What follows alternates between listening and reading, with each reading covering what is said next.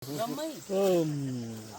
अहिले चाहिँ प्रहरी टोली आएर त्यसको अनुसन्धान गर्ने प्रक्रियामा हुनुहुन्छ।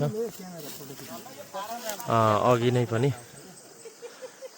सम्पूर्ण साथीहरूले मलाई भनिरहनु भएको थियो, अघि नै प्रहरीको निगरानीमा थियो यो स्थल। हामीले बाहिरबाट मात्रै भिडियो गरेको थियौँ र जनप्रतिनिधिहरू पनि यहाँ उपस्थित भइसक्नु भएको छ र वडा सचिवहरू अरू पिकअपहरुले बोक्दैन यहाँ मुचुल्का उठाउने कार्य भइरहेको छ।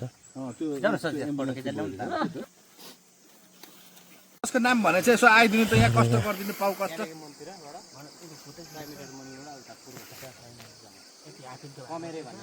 यो एकदमै अप्ठ्यारो ठाउँमा यो घटना घटेको देख्न सकिन्छ। एकता पनि भिड एकदम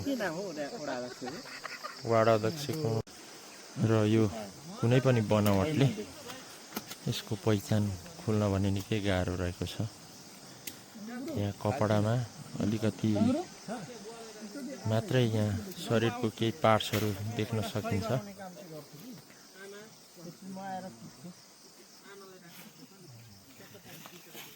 हेर्नु न सर, कपाल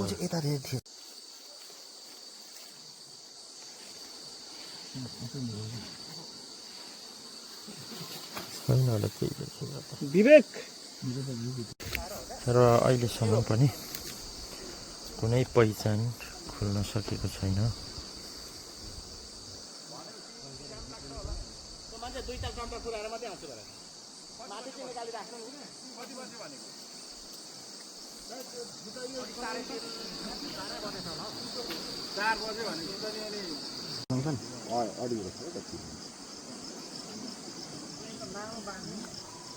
मान्छेको आफ्नो